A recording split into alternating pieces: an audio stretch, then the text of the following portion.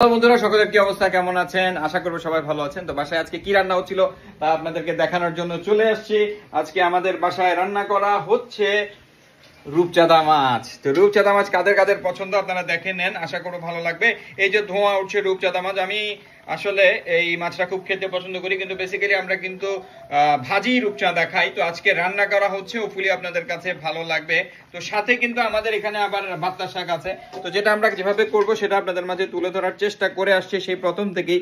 প্রত্যেক সময় চেষ্টা করি নতুন নতুন ভিডিওগুলো আপনাদের মাঝে উপস্থাপন করার জন্য।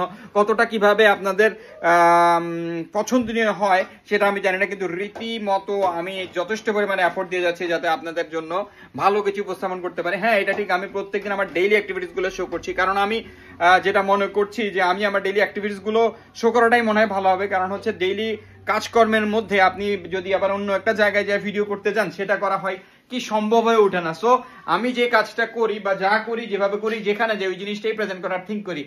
তো আমি এখন রূপচাঁদা মাছ কি করি একটু দেখেন।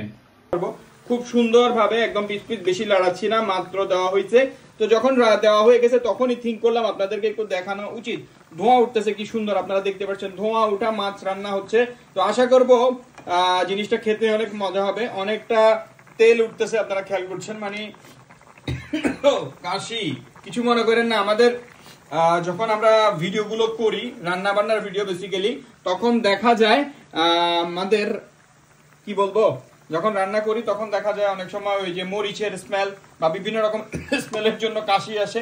তো আপনারা সেই জিনিসটা আমি আশা করবো একটু ইগনোর করবেন, ক্ষমা সুলভ দৃষ্টিতে দেখবেন। ইগনোর করলে তো হবে না, শুধু ক্ষমা সুলভ দৃষ্টিতে দেখবেন। আসলে ফেসবুক প্ল্যাটফর্মে যখন থেকে কাজ শুরু করছি না, আমাদের লাইফস্টাইল অনেকটাই চেঞ্জ হয়ে গেছে। যখন যেটা যেভাবে করছি সেইভাবেই আপনাদের মাঝে তুলে ধরার চেষ্টা করে যাচ্ছি। তো কিন্তু এখন আসলে আমার সাথে কি আপনারা একমত হবেন কিনা জানি না। একটা কথা আপনাদেরকে বলতে চাই, এই প্ল্যাটফর্মে সময় দিতে গিয়ে দেখা যাচ্ছে আমাদের অনেক সোনালী দিনগুলো কিন্তু আমাদের হাত থেকে চলে যাচ্ছে। লাইক অনেক সময় অনেক প্রোগ্রামে অ্যাটেন্ড করতে পারি না, যেহেতু নির্দিষ্ট সময়ে আমাদের সবকিছু করতে হয়। এই প্ল্যাটফর্মটাতে আমাদেরকে একদম নির্দিষ্ট সময় মেনটেন করে অনেক কিছুই করতে হয়, সেই জন্য এই জিনিসগুলো করা হয়। তো আমার কাছে যেন মনে হচ্ছে যে আমরা আমাদের কি বলবো, অনেক সোনালী দিন আমাদের হাত থেকে চলে যাচ্ছে। যাই হোক, এই প্ল্যাটফর্মটাতে আমরা এফোর্ট দিচ্ছি, ইনশাল্লাহ ভালো কিছু আসবে সেই উদ্দেশ্যে আমরা এগিয়ে যাচ্ছি। এবং ভালো সময় যখন চলে আসবে, আমরা এই সময়টা যদিও আর পাবো না, কিন্তু আমি আপনাদেরকে একটা রিকোয়েস্ট করব, ফেসবুক প্ল্যাটফর্মে অনেকে অনেক রকমের সাজেশন দিবে, দয়া করে সাজেশন গুলো শোনার দরকার নেই। কারণ এরকম ভুল সাজেশন গুলো শুনলে আপনার অনেক কষ্টের এই পেজটা বা আইডিটা কোনো রকম প্রবলেম হয়ে যেতে পারে। সেটা আমরা কখনোই যাবো না। অবশ্যই অবশ্যই ফেসবুকের নিয়ম কারণ মেনে চলেন, ফেসবুকই বলে দিবে আপনাকে কখন কি করতে হবে।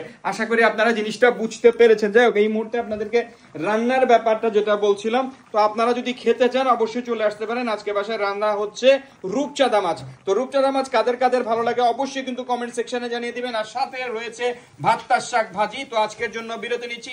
সালাম আলাইকুম রহমতুল্লাহ। সাথে চলে আসছে আমাদের মাহাবীর দারায়ান, সবসময় একবার হলেও তার চেহারা দেখাইতে হবে, সে চলে আসছে। এই যে দেখতে পাচ্ছেন, একটু বিদায় জানিয়ে দিব আশা করবো। Bye bye.